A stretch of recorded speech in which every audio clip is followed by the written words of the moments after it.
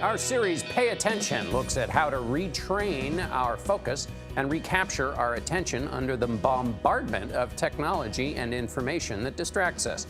The average person scrolls through 300 feet of mobile content a day. That's about the equivalent of a football field. We wanted to explore some of the ways people are trying to short-circuit the noise from the mundane to the extreme. That's how I ended up floating in a sensory deprivation tank in Tulsa, Oklahoma. Floating in less than a foot of water, buoyed by 2,000 pounds of salt, I'm weightless. I'm unsure where my limbs end and the water starts, and at some point I lose myself, never falling asleep, but moving into a state of a clear but empty mind. Sensory deprivation. It's about as far as I can get from the chirpy world of breaking news, social media, email, and the rest of what pinballs through our heads in. Cue John.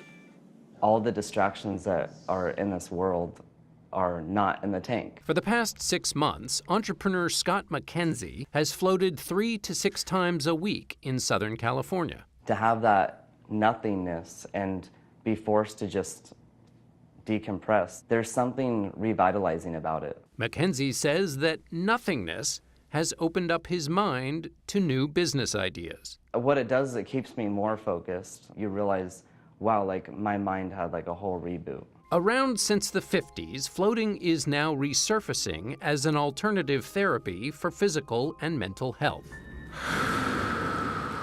Elite athletes like Golden State Warrior Stephen Curry claim it helps with mental focus. It's the only place that I've found in this world that you can eliminate all the senses, basically. To be able to try to master your thoughts, you rarely ever find an opportunity to do that.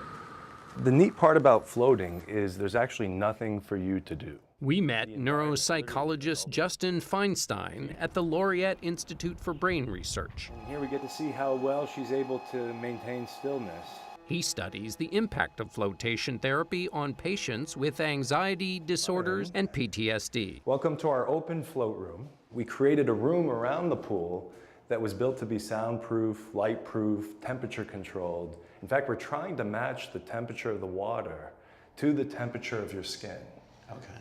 Which is a few degrees cooler than core, so about 95 degrees. He is one of the few scientists researching floating, which is how I ended up here in Tulsa, Oklahoma. We're going to turn you into a bionic man. Just do this.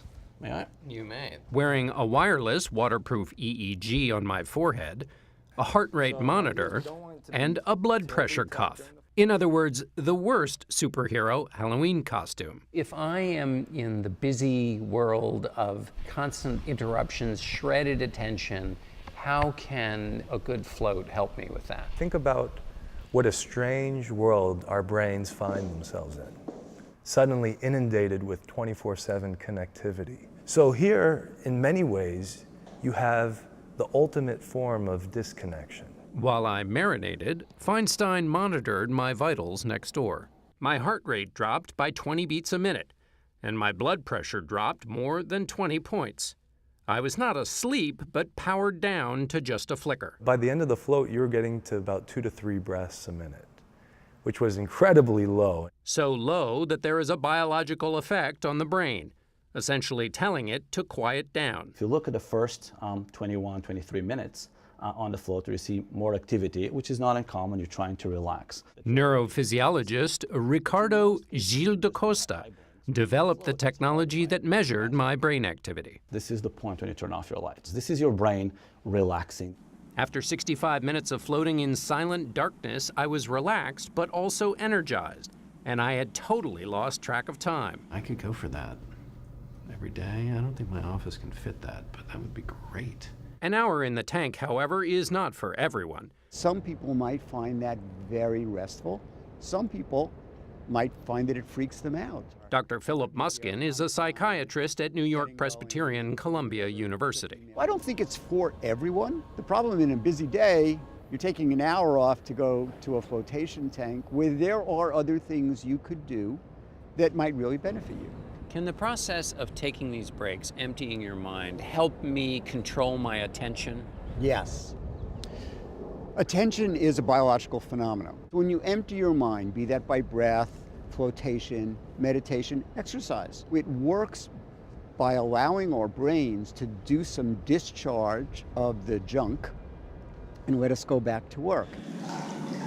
I don't know if this is going to be the solution, ultimately, to all of the problems that technology may end up causing our nervous system. But it seems like a very simple way to at least give a respite. Feinstein is in the middle of his research. It's still experimental. The big discovery would be if those who use a float tank become so familiar with its quietude that they can access it even when they're not in the tank. I thought it was very cool. It seems like the ultimate in meditation.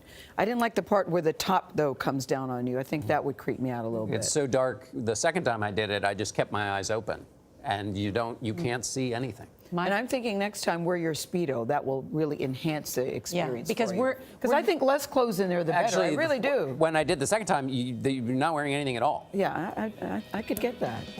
You can find out more about the experience, Picture that, including, ladies and gentlemen. I'm not going to be able to get this picture out of my mind. including what it's like to keep your eyes open for an hour in total darkness by visiting CBSThisMorning.com. I liked it a lot.